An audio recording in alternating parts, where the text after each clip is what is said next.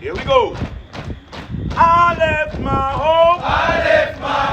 Joined the army. That day I left. My mama cried. She thought that I would surely die. I left my wife. Standing at the door. She knew that I would die at war. I left my son. Playing in the yard. That little boy. Him start to ball. Oh me.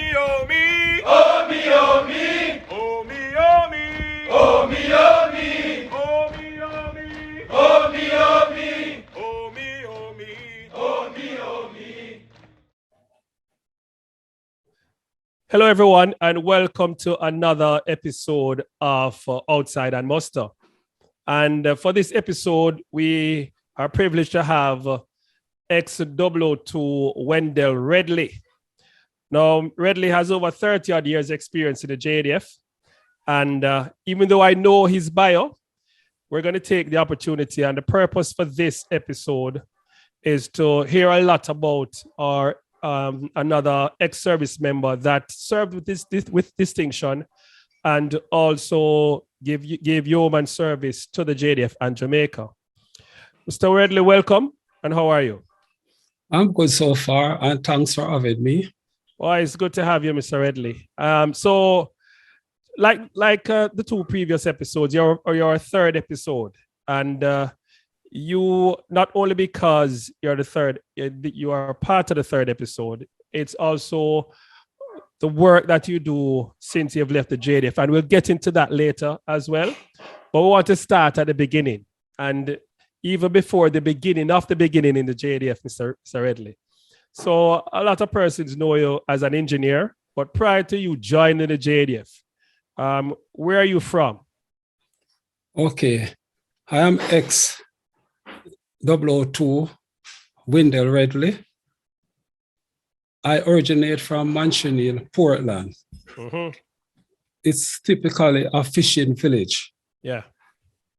I grew up with a single mother and 4 siblings, all boys, no girls. All boys? Yeah, no girls. Where did you fall in that lineup? I'm the first of 5. First of 5? 5 boys. You're the big boy. Yes, I'm the big boy. You paved the way. You paved the way for everyone else. I attended the Manchester Primary School and the Port Antonio Secondary School.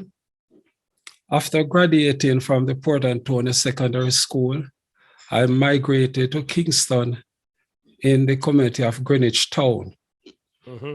While I was in Greenwich Town, I taught at a primary school, at the same time pursuing an electronic certificate course at the College of Art, Science and Technology. You have to remember, Mr. Redley, that some of us persons who may be watching this, not everybody born comes to cast, So for those who don't know, it's now UTech. Yeah, now UTech. Now UTech, yes. Yeah. Mm-hmm. At the time, it was Mr. Sangster who was the principal. I can clearly remember during the summer, I usually go back to Portland every weekend.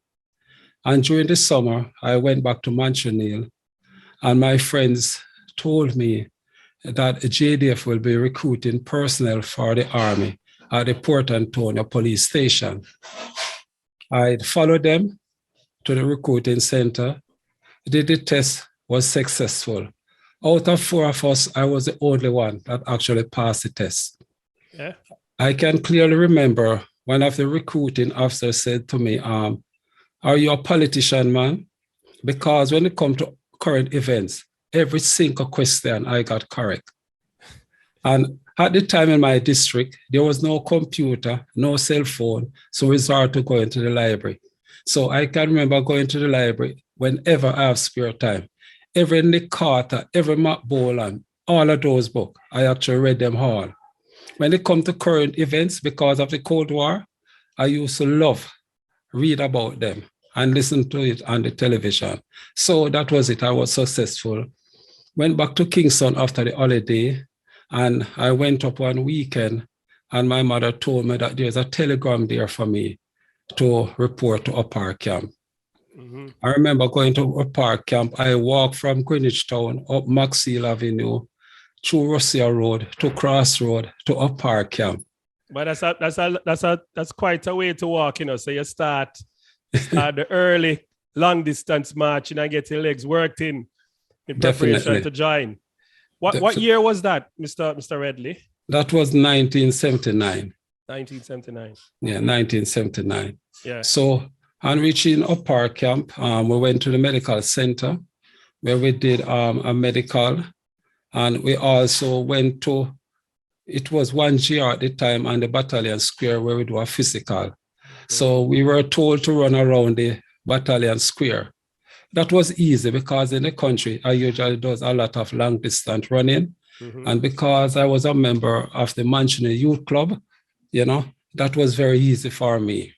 So we were given a date when we should report to camp to be transported to Newcastle. I didn't say anything to my mother. I didn't say anything. My father was in England at the time. So when I got the call to report to camp, I have to discontinue my course at CAS, which is now UTech. Mm-hmm. I can remember reporting to camp. It was a Sunday. This time it was at SSB Square, Support and Service Battalion Squared, where we again went through a rigorous, I wouldn't say physical, you know, but to make sure that you are early, check all your toilet article, clothing and things like that. And then we were placed on a truck to Newcastle. I have no idea where Newcastle was at the time. So we were put on this truck, traveling through Papine, going up these winding roads. At the time, I was told that it was 365 corners from Papine to Newcastle. Mm-hmm. And reaching Newcastle, I remember everyone mustered on the parade square. And then this short, bulky person, it was Bagger Martin, now deceased, Major Martin. He came up, introduced himself, and he tried to drive a lot of fear. You know, so as, you know. He was the DSM, the Deputy Sergeant Major. Yeah, he was the DSM at the time. Mm-hmm. So, you know, that is how I actually end up in the army and going to Newcastle. Which intake was that? It was intake 34. 34? And, yeah, 34 intake. And, you know, there's something I'd like to share with you and the wider audience. It was the intake that actually strike for butter and cheese. Go explain that one for me. What happened? You know, and when it's Good Friday, it was. So the Thursday, the truck would normally come from camp with the ration and things like that. And then recruits would always be tasked to unload the truck. Mm-hmm. So remember unloading the truck, we saw a lot of butter and cheese and things like that. And on the Good Friday morning now, we didn't get any butter and cheese. At that time, yeah, the thing that you'd wind up to send down the food and things like that from the cookhouse. Yeah. And someone said, "Where's the cheese?" And then someone said, "Butter and cheese or else." And no recruit eat anything that morning.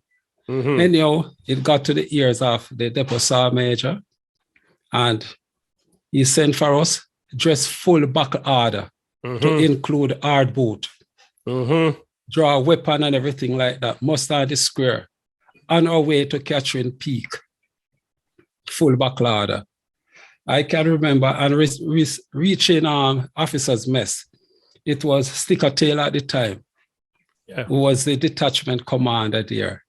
And he came by and said, "So, Major, where the hell are you taking my recruits?" You know, or, you know, you are very soft-spoken and things like that. And then they explained to him and he said, "Make sure you send back my recruit down to the square and I will deal with it after." So we went back, we got our bun and cheese, but all hell broke loose after that.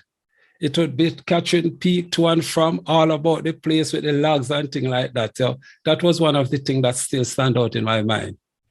Yes. That, but you and your party them rude, man. In your strike for bun and cheese, Mr. Redley. I don't understand you. It's very bold of you, man, but that's sure no learn a lesson. No strike for anything else after that. No. Okay. Well, message sent and message received, obviously. But what was the training like back then in 1979?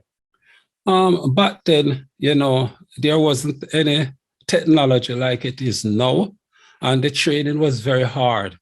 And Newcastle at the time was much colder. And I remember as a recruit, we didn't have any telephone. There was a switchboard there. Not every place, we were in Jamaica, long line at the time, so we have to depend on mails. So whenever you write a letter to your family and things like that, sometimes take a couple of weeks or even 2 months before you would receive any reply from them.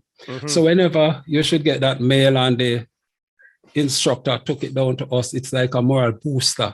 You'd read it over and over and over and over again. Because, Kingston was so far, all you could do is just look down on the lights. And at that time, you have some very, very good instructors. It's not like now where human writers come in and a lot of things you cannot do again.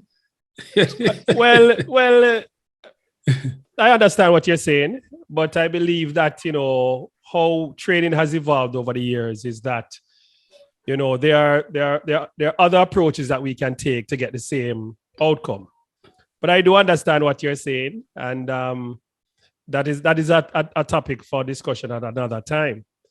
But it's something I always like to ask senior soldiers like yourself back then. What was your passing out parade like? The passing out parade was very good. I remember you were entitled to invite your family and take the wider Jamaica to come and view. And because a lot of person they hear about Newcastle, they don't know where it is or anything about it. So I remember, I think it was Dudley Thompson was the Minister of National Security at the time. He was a reviewing officer. And the passing out was very good and exciting and things like that because, as recruit, it is a day we're looking to, when you'll be free, can, get to leave Newcastle and things like that and get to meet loved ones, meet family and interact with the wider Jamaica population. So it was good. And we had a party in the night as well. After the passing out, we'd have our passing out dance and things like that, which was very good. Did your intake train alongside any female intakes? No. Okay. How many of you started that intake? 113. I think about 106 of us actually finished. Okay. Because, some people run away. It's not like no. So it never crossed your mind to run away, Mr. Redley? Well, not really, seeing that I'm from the country where we were not as privileged as those that live in Kingston, I actually grew up very tough and things like that. I can remember sometimes going to bed and covering up under that white sheet. I would cry because I wanted to go back home, But I remember this instructor by the name of Taylor. You'd always encourage us, say, man, it will soon finish. It will finish. Just try and stick it out and things like that, He was a father figure. He was a coach. He was a leader. It was everything to us. Yeah. So because of him, a lot of time in the nights person cry because, as recruits, some person does not want to bathe and then you're going to get that regimental bath and go through the assault course. I understand. But it was mixed happiness and sorrow at the same time, but at the end we all, enjoyed it. Yeah. So we're once you left Newcastle and went down to Kingston to Upper Camp, or did you go to Upper Camp or at that time you didn't go to Monique to 2G? Where did you go after passing out? Oh, we went straight to Upper Camp. At that time we walked from Newcastle through Papine to Upper Camp. And reaching Upper Camp, I was posted to Alpha Company 1GR. Yeah. Within 4 months of being posted to Alpha Company 1GR, the company was dismantled because of certain character and certain things that was happening. And I was posted within less than a year to support and services a battalion. Okay. That's AU Signal. While at AU Signal, I work in the communication center. That's a dispatch center. We'll take out mails to different places in Kingston. I also work on the switchboard as a switchboard operator. I was a radio operator signal as well. And I did a bit of a Morse code while I was at AU Signal.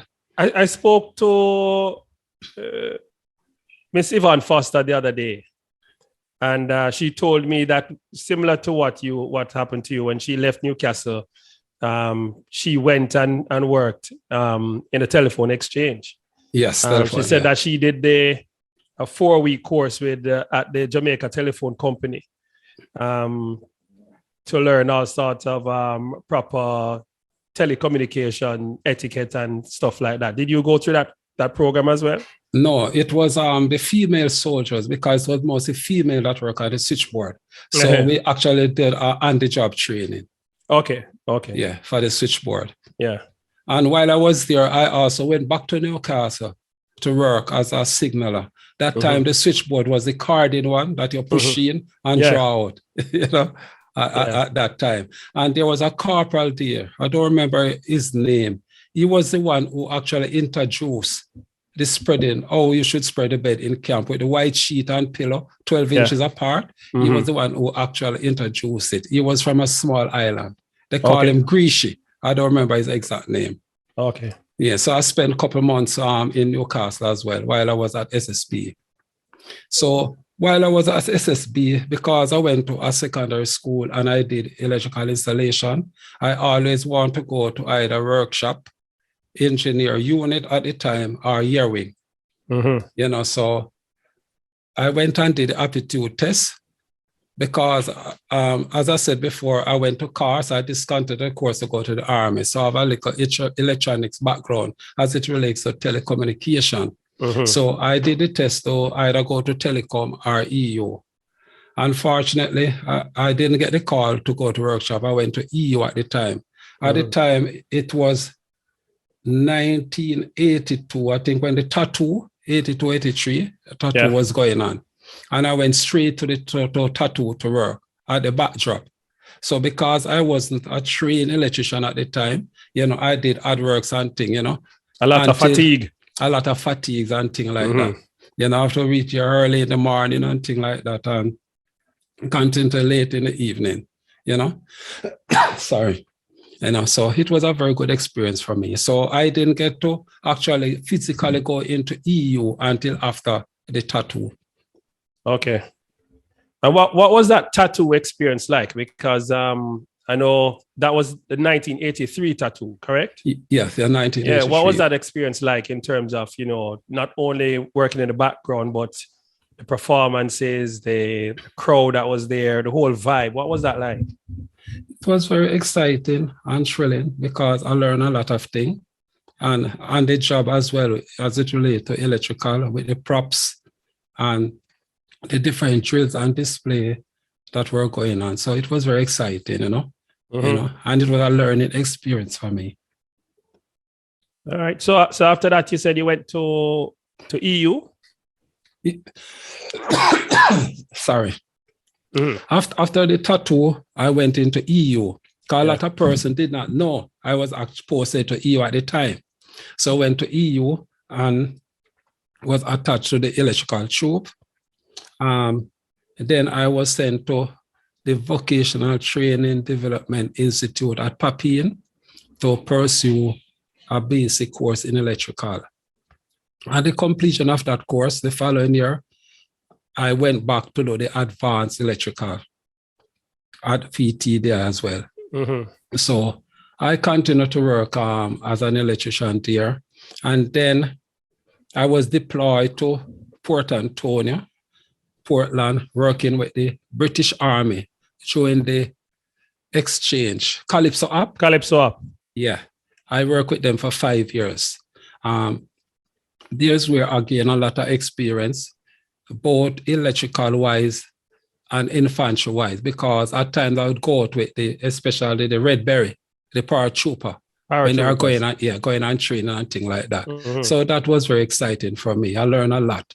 And because of the good work that was carried out by me, I eventually got the opportunity to go to England, Musta, and the Callisto exchange.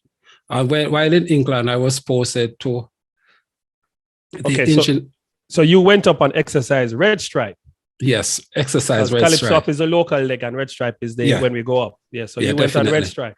Yeah, at Warminster. No, you went on Calypso up and Red Stripe is here. Yeah. Yeah, man, yeah. Yeah, go ahead. Sorry. While I was in Warminster, I was attached to the engineers, where I went out, learned how to set mines and things like that with all those tanks, amphibious cars, and laying off minefield and things like that, which was a very good experience for me, while I was there. While I was there, I also that's the first time I was introduced to the computer, where I actually did a computer course, especially with internet and things like that, while I was there, which was very exciting for me. Yeah, that's good. That's good. So tell me about your time at EU, because that's where you the majority of your service. During my time at EU, it was Hurricane Hugo. I was deployed to Montserrat. Okay. Yeah. So while working at Montserrat, we went to other islands like St. Kitts, Barbuda, Antigua, and those places. At the time, we had a small version of the C-150. Yeah, I can remember when we was in St. Kitts and the plane was taxiing, we would run behind the plane and then up onto the plane, and they'd use a rope to draw the back of it and things like that. And then do what? So after them throw the rope, what do they do? Climb They in? use the rope to draw up the tailgate of the plane, right, to shut it. Oh, okay. Yeah, because there was no seat inside the plane, just cargo it usually carry. So it was a very small version of the C-130. Okay. And I remember going at the foot of we have the volcanic eruption. That time we didn't know anything about volcano. And at night you could actually hear the mountain rumbling. And you could see the lava. After we were told that it was lava actually running the side of the mountain coming down, and things like that. And then when there was the eruption, I went back again where we built houses and things like that. So we work with other Caribbean islands. But that's good, because not a lot of persons get to experience that overseas deployment. Yeah. Especially when it comes to working in an environment like that, because that is more along the lines of, disaster relief and aid. Yeah. Yeah. So what rank were you when you first went over there? I was a private at the time. Unfortunately, I did not get promotion until 1990. Okay.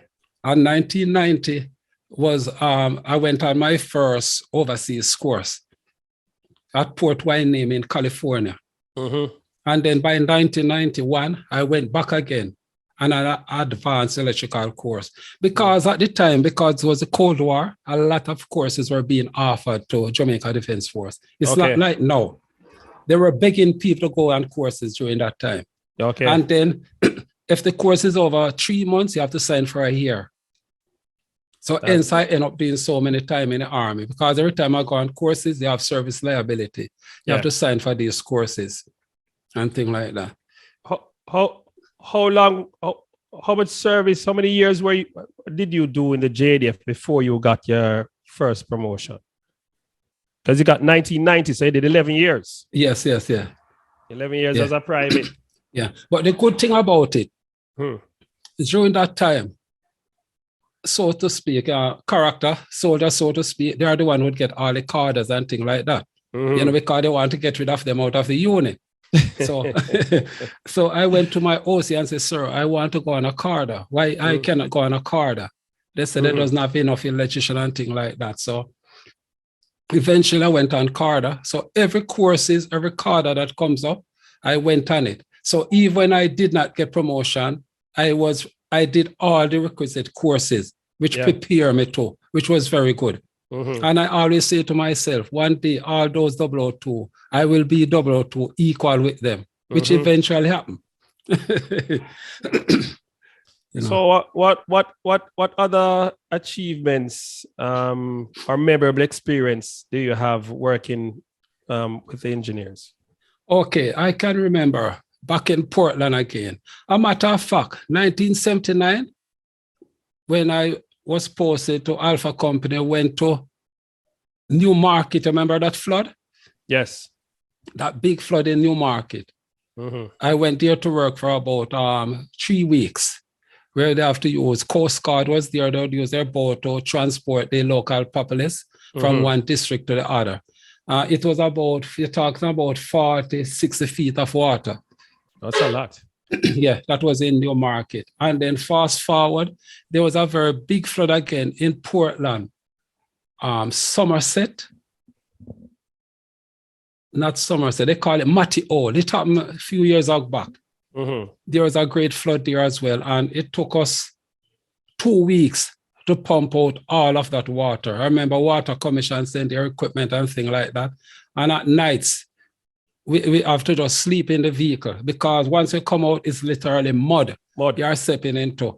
I can remember when we put the clothes to dry, we have to put it on an exhaust system for it to get something to dry and things like that, you know. So it was literally mud we were living in. Even with the tents and things, a lot of mud and water and everything like that, you know. Yeah. So those are the two things, the New Market flood and the one in Portland that is referred to as Matty Hole. Matty Hole. Yeah, that went to. So it's safe to assume that having spent such a long time there, you were placed in some critical appointments and offices. What were some of those? Okay, while at Engineer Regiment, the youth service came about, and the troop commander at the time, he was sent out as secondment to work with the youth service. So from the rank of sergeant, I've been acting straight up until staff sergeant. So I remember acting as the troop commander, and then acted as the troop commander for some years. And when I was promoted to staff sergeant, I again act as the troop commander. And then when I was promoted to WO2, I was sent on a leadership course with the Americans, again in Port Antonio. They came out on Calypso app. I did the supervisory management course. I have a diploma in it as well. We were sent on it to do that course. And I then acted as a sergeant major for the unit, and then it became substantive. Yeah, I was I was the troop commander first for the electrical department. And then I become the sergeant major for the unit. Yeah. While there, I was sent to RHQ, where I acted as the garrison engineer electrical for some time at RHQ. During that time at RHQ, all the buildings, I was the one who was responsible to do the electrical the electrical estimate and things like that for all the buildings. I remember at 5 Maintenance Squadron, all electrical installation through the entire Jamaica, we are the one with maintaining, and 5 Maintenance Squadron would be responsible for all of those. So when it's coming up to admin, we'd go to all these outstations to make sure they are ready for admin inspection and things like that. While I was at RHQ acting as the garrison electrical engineer, I was offered to go to Port Authority of Jamaica and secondment. So I went there. So I spent 2 years while I was still in the Army at PAJ. After my run-out date, I spent another 1 year. Then I left. After I left, I went to St. Mary to actually run a security company that was just formed by an ex-officer in St. Mary. Before you move on any further, though, because I know that we've had quite a few of our senior enlisted members do that, offer that secondment at PAJ. What was that experience like working down on the ports at PAJ? Okay, working down at the ports, I was posted to CCTV, where actually operate the cameras. Mm-hmm. And at that time, you have to work on shift. You'd have 6 to 2, 2 to 10, and 10 to 6, mm-hmm. which was very challenging for me because after being in the army so long, I've never worked on. The light went. Yeah. Yeah. I've never worked on shift before, and especially mm-hmm. the 10 to 6, I didn't like it, So after my run out date, we were posted to where we'd go to a different section where they'd scan the barrel with the containers and things mm-hmm. like that, And then you were exposed to like gamma ray, X-ray, especially when the ships are in port, the mm-hmm. motor vessel, as they call it, the radiation would goes up. So I done my research and things like that. And, I was saying I doesn't want to continue in being in that environment for too long. Mm-hmm. And again, it was very dangerous down there. I won't go into details, Well, I've heard about it in terms of the possible threat on persons' lives down there because of the trafficking of drugs, weapons, and so forth, and then also probably some element of collusion and corruption down that side. So, but I believe also that was one of the reasons why the government asked the JDF to provide persons to hold certain critical roles. Yeah, that's true. Because I'm sure you're not the only JDF member working in that environment. I think you had quite a few there working in CCTV and over by the other area there that you mentioned. Yeah. It was only soldiers that would actually work together. Mm-hmm. But, the civilians and things, they don't feel comfortable, mm-hmm. Having military person around them, Yeah. And things like that. So at the time when you retired, having come up to your ROD, how many years did you serve? 35 years, 3 months, and 2 days. Exact. That's well done. But when you look back though, what would have been some of the highlights of those 35 years for you? Before I go into the highlight, while I was in the army, especially at Engineer Regiment, remember 5 maintenance squadron have a lot of civilian. Yeah. So I was accustomed managing civilian from those days coming up. Mm-hmm. So transitioning to civil life was very easy for me. So, and while in Port Antonio again, I was in charge of a lot of civilian there as well when the British come and Calypso up and things like that. Mm-hmm. And while I was in the army, I also joined the Jamaica Red Cross. Okay. I've been a member of the Jamaica Red Cross for over 20 years now.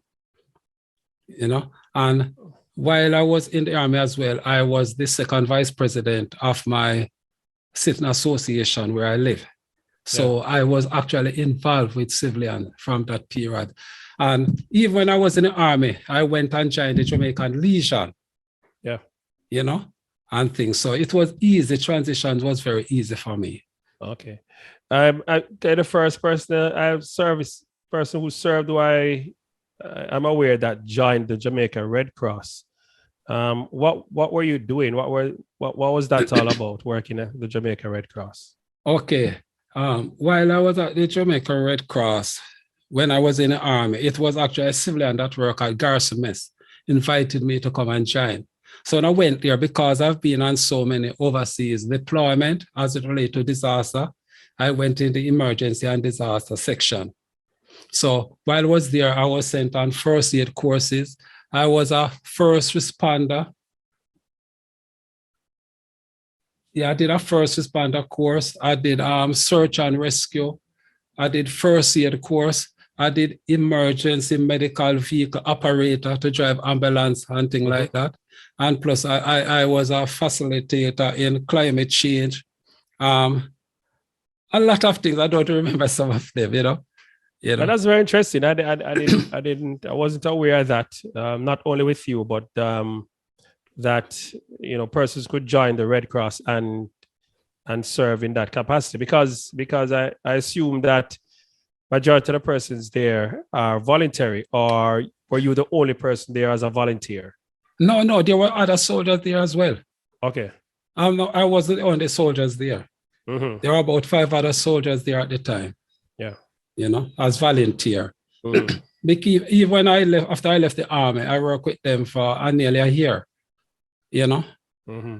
Going all over Jamaica doing assessment and things like those, especially in inner city areas. Yeah. Yeah. Well, that is good, man. So back to the original question, the highlights of the 30 plus years that you served there, what stood out to you? One of the highlights for me is going on courses abroad. You learn a lot. It's not like doing our courses in Jamaica. There's a lot of plus going overseas, especially with different cultures and things like that. I remember I even went back 1997. I went back on another course in Maryland, Aberdeen Proving Ground, where I did a generator repair course, which I got a diploma. And you have soldiers like from Tunisia, Egypt, Jerusalem, Saudi Arabia, all those places, So mixing with them and learning their different cultures was very good, My other highlight is going out to work on civil projects while I was at Engineer Regiment, because we're involved in a lot of civil projects and things like that. I remember the Falmouth Police Station. That was the last project I went on. Even being in Port Antonio as an engineer rep, I worked there for 5 years. That was very good for me. Get to meet the costas, get to meet powerful person in civil society. Because JDF, you have to be the rep. Usually, as a man from the infantry, what is usually said that the local or the resident engineer down in Titchfield is almost like the second mayor down that side in Portland. Definitely. Because you were there for so long, you got to quite familiar with the culture, and the important persons there. I assume police as well, and persons in the business environment and so forth, because of your interaction down that side. Definitely. And I guess that served you and served the JDF well as well in order for us to achieve our aim down there when it comes to the exercise red stripe down that side as well, and that was very remarkable. So kudos to you for that, Mr. Redley. But you were saying though that you also did some time at a private security firm. Yes, in St. Mary. How was that? That was very good. It was new for me, being an engineer. But because of the supervisor, of course, the management skill that I had, I was able to run it well for them and things like that. But they end up lost the contract, and after left St. Mary. But it was very good. I was actually recommended by an ex-officer who called me and asked me, if I will take up the challenge of going there. And it was like a virtual, thing, because the head office was in Kingston. And it was a housing complex that we were actually building. So we actually started from scratch, So I implement a lot of things from them, and things like that. It was very good. Using everything that I actually learned in the army. Your man management skills and, managing resources and all that sort everything of thing paid out for you. Yes, yeah. So what happened next after you left that security firm? Oh, after I left the security firm, I was at home and I was called again that they need a manager of a Curphey Home. Yes. Which, and that is your present employment now. From 1920 until now. You've been at Curphey Home. Yeah, at Curphey Home. And I guess because a lot of us are familiar with Curphey Home because of, we do regular visits there, unit visits, subunit visits, and so forth. But from the perspective of the manager, what is the difference there? Now that you're there working, you're more intimate with how things run down there, the systems, the staff, and also the ex-service members that are there being cared for. All right. First and foremost, at present we have 11 residents at the home. We have capacity for 25. Yeah. So due to the fact that they are ex-soldiers, they are not difficult to deal with. The only problem is you have to take time out to know each individual. And all of that experience was gone while I was in the army. So you actually have to know how to deal with each individual as it relates to ex-members. As it relates to the staff, which are civilians are very difficult to deal with, right? So, but because I usually work with civilians when I was in Engineer Regiment, it wasn't that hard. But when it comes to change, people resist. Yeah. And they doesn't want change and things like that. And because of the culture and the norm and how they usually do things, once a new manager comes in, and then you have to set your mark from day one, let them know your intent and where you are going, and we'd like to see the move from here to forward and things like that. It was a challenge, but eventually they end up conform and things like that, Yeah. So you've been there since 2020. It's 2022 now. So you went there just prior to the pandemic. Oh, after COVID started. Yes, which was very challenging. What was that experience like? Because to manage that space within that sort of the good thing time. Every time you have to resort back to your training that you got while I was in the JDF. And I'm glad that I actually served in the JDF, which had prepared me, to deal with difficult people, difficult situations, difficult tasks, and everything like that. So because of COVID, a lot of protocols were introduced, which people have to conform by. We weren't taking visitors and things like that. So time and time again, I have to have my regular meeting, just like how I usually do it in the army. Yeah. You sensitize people and educate them. Your CEO's conference type setup. Definitely. Are you are the CEO down there now? Yeah, man. Have you let us have major disposal? Yeah. Because, mental issue creeping and things like that, And so on. Because I remember I have to get a projector, have a little PowerPoint thing, and get a little moral booster and things like that, But it was really challenging, because we didn't want anybody to bring COVID in the home, and then all it would broke loose. So it was very challenging, during the COVID, But now it's getting decreasing now, so things are much easier now, and people try to have people going out time and time again, so as to release certain stress and things like that. So is Curphey Home accepting visitors now? Yes, on a limited basis, and we have limited interaction with the residents. So we continue to receive gifts and things like those. Yeah. So what's the largest? What's the restriction in terms of the group size? Well, we doesn't have a restriction per se, but what we keep them separate and apart from the residents. Like walk around, talk around. There's a heritage trail was erected some time ago by the veteran office, where they can use their phone to scan the barcode, and then it will tell you everything about Curphey Home and things like that, And then we give them a little background of the home and things like that, when they come, especially with the students. And this is just another segue, because you also mentioned that you joined Red Cross, but also whilst you were serving, you joined the Jamaica Legion. What was that experience like? What was that all about? And what prompted you to join the Jamaica Legion? Because again, as Engineer Regiment, our engineer unit, we are always tasked to go to Curphey Home to do repairs. So we were exposed to Curphey Home as a young soldier, It's not like the infantry, very weird, they might go to Curphey Home. I was the one who took down even the generator to install it, along with some other electricians. So I knew everything about the Jamaica Legion from then. Even when the Poppy appeal, we're the one who would go and set up the standby generator. We're the one who would go and do the lighting and all of those things. So it's for Curphey Place. For Curphey Place and Curphey Home. Yes, for Curphey Place. Yeah. Yes. So because of that, I knew a lot about the Jamaica Legion and things like that. So while I was serving, I was told that serving member cannot join the Legion. So I did my homework and check, and that was not so. You know, so go ahead. Even as a member of the Legion right now, I'm a member of the Major Artley branch. I am on the National Poppy Appeal Committee. I am on the committee, the Benevolent Committee as well. So I serve in different capacity. Yeah, and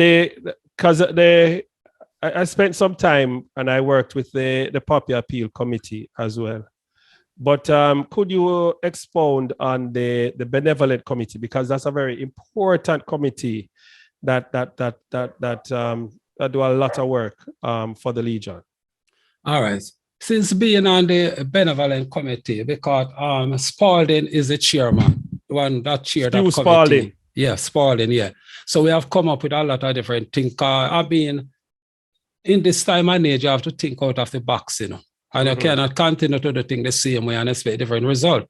So we have come up with a form, that admission form, with a lot of requirements on it, like your medical status and things like that, that would capture and have that form. So whenever somebody apply to come to Curphey Home, the committee would meet, and then there are certain things that we do background check and things like that. Before there are actually, I won't go into details some of the thing, but we do our necessary background and thing before they are actually admitted to Curphey Home. Yeah. But have you, I don't know if I should ask this question though, but has there ever been a case where when somebody applied, they are deemed, I don't want to say not fit, but they did not get through the application because yes, I know we are going. Did not meet certain criteria. Yeah, man, I know we are going. What happened? What we have implemented now is that if you are in receipt of a pension, yes, and you have the mental capacity to deal with your finances, would take one of your pension, for example, like the government pension and your NI's pension, you would keep that if you have the mental capacity to deal with it. If you doesn't have any money, any finance at all, we cannot refuse you. We still have to take you. Yeah.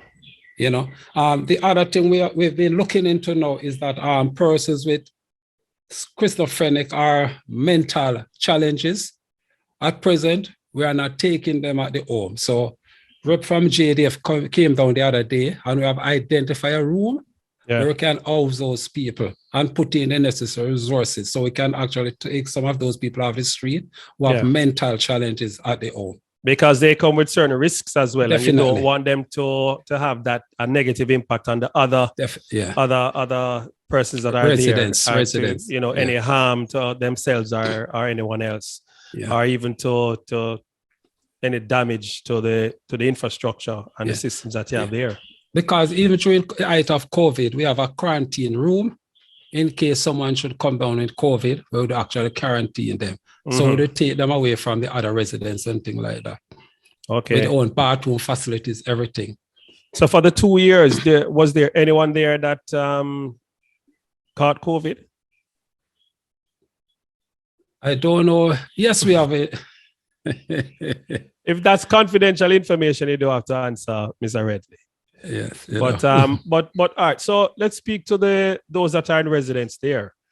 What's the eldest patron that you have there? Oh, the youngest is 60 years old to 100 years and 8 months. The one that is 100 years and 8 months is a World War II vet. His name is Stanley Francis. Yeah. Yeah, he is up and run, moving around. Okay. Yeah. Still very vibrant and active. Definitely. Not acting his age. Yes. He was a member of the RAF. And the 60-year-old? The 60-year-old is a member of the Engineer Regiment. Okay. Yeah. Are there the only female that we had died 2 months ago. Okay. And she was a World War II vet as well, but she did actually went to the war. She was at Upper Camp at the time, working as a clerk. It was known as the Territorial Army. The Territorial Army is comprised of different Caribbean islands. And then it was changed to the Women's Royal Army Corps, and she went to England for actually a year. So she was the only female. What do you remember her name? Elaine Vermont. I remember what rank she served up to corporal. Okay. Yeah. Okay. Well, that's good to hear. I know that there's a lot of work that you do there as well, and there's a lot of things to get done. But one of the other things I want to discuss, want to get from you though, is, you know, having served 30 odd years, how was it when it came to your other aspect of your life, your personal life, your family life, and so forth? How did you manage that aspect of things? Okay, it was very difficult because, you know, during my time in Engineer Unit, now Engineer Regiment, you remember those days when it's not water strike, it's JPS strike, everywhere strike. You remember they did a music about that, down to the policemen strike as well? Yes, yes. So we're always out, always out. So when it's not unrest, we are on projects. When it's not project, we are working with either the Canadians, because a lot of training was going on at the time. It's not like, no, we don't have any training. You know? Not much. Not much. Yeah. Yeah, when it's not the Canadian, it is the British. When it's not the British, it's the Bermudans. You know? And when it's not that, we are deployed overseas and things like that. So most of the time, you know, we were out. Especially during hurricane season, when everybody else can go home. Electricians cannot leave. Can't leave at all. Engineers in general. We are the one who have to button up, and then we have the one who have to pull down. Yes. So what our OC would usually do at the time, to send you home so that you can prepare home and everything for that. So during my time in the Army, every single hurricane, I'm always at camp. Always at camp. I wasn't fortunate like the other soldiers in JDF. The engineers are the first one in and the last one out. That is so true. So, but again, with your family life, you're married. Are you married? Yes. Okay. How long have you been married for? 39 years. 39 years. And how many children came out of that? 3, 2 girls, 1 boy. Go again. 3 girls? 2 girls and 1 2 boy. girls and 1 boy. Yeah. Okay. But I think I've met your son though, because your son is now serving at JNR. Yeah. Okay. Okay. Well, that's good to hear, Mr. Redley. One of the things I like to get from senior persons like yourself that served with distinction, when you look back at your career, are there any? Do you have any individuals that you clearly would have identified would have been probably, whether directly or indirectly, role models? They're exempling their character, their conduct, and they got things done. You know, did you identify any such person or any individuals? Definitely. Yeah. One was a late Major Taylor, otherwise called Sticker Taylor. You know, he came up through the ranks. The other person is Major Ratty Brown, who came up through the ranks. He was my troop commander, then he became my OC. Yeah. And then you have person like Bob Williams. Those were very good. Even other side, but he was a very, very good instructor. You know, so those are some of the people that I actually looked up and helped to mold you where your military career on the infantry side, you know, is concerned. So when you look back at those individuals, I'll just go through them one at a time. You know, with Sticker Taylor, what exactly with it was it with Sticker Taylor that you thought was you could mirror or you admired the most as well? He was a people person, somebody could talk to, wasn't that regimental. And even he was very strict at time, he take time out to listen. And he knows his soldier. He could point out each individual soldier and tell her exactly your character or your behavior and everything like that. So he knows the person that he command. For example, I remember one day somebody that turned up for parade and he saw me at a sergeant to put in an absentee. And he said, no, something must be wrong because this person is never, ever, ever late. And when he checked it out, he met in an accident. So he was that type of person, you know. Ratty Brown now, Major Brown, he's the person that his command and control over his troop was very good. He would keep classes, educate about the army, make sure that you know your job description well. He was like a father figure, leader, coach, every single thing like that, you know. And he's not always quick to hand down judgment on anyone. Yeah. You know, he's always said everybody need a chance. Once you look into the matter, evaluate it and everything like that, and it always give you a chance. Once you commit yourself again, that's it. You know, so he was the type of person, you know, officers and other ranks, it does not segregate itself from them. We were like one. We'll sit down and eat together and everything like that. So whenever you want anything to be done, you don't have to ask people, volunteer right away. And I know I came and saw that as well when he was in command of 5 Squadron, because I know that it's a stressful environment because there's always something to do. There's always a deployment. There's always something to respond to, and you never have the numbers. And within that sort of environment, to be commanding soldiers and also having civilians under his responsibility as well was very critical. Yeah, and it leads from the front. He's always out there. That's true. Definitely, and that is one of the things that builds your morale. You know, he leads from the front. Bob Williams, now tell me about Bob Williams.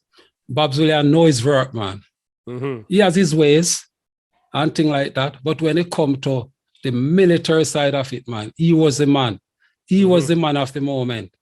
You know, and we understand how Bob behave and things like that. We understand, you know. But when it comes to drill and things like that, he knows his work. And on the talk, he do it as well and show how it should be done. Yes. And you hardly have anybody like that there now. Just make a bag of noise and they cannot do it. You know? Careful how you throw a stone, you know, Mr. Redley. Careful how you throw a stone. You know, I remember we had a funeral, you know. And at the time, I was just promoted to WO2, not even substances yet. And Bob said, come here, Redley, you're going to do it. And when it finished, man, he even rocked me at the time. He was the CO for one Engineer Regiment. Yeah. He congratulated me. He was that type of person. Guy doesn't love to lose. Understood. He knows his work. Inside out. Yes. You know, it was one of those hardcore soldiers. We need more of them in the army now. I was already come here for fling a whole heap of stone, you know. You think you're easy. All right. So it was a pleasure talking to you. But before we wrap up this very informative session, you know, I've learned quite a lot about you. I've met you before. We've spoken on a few occasions.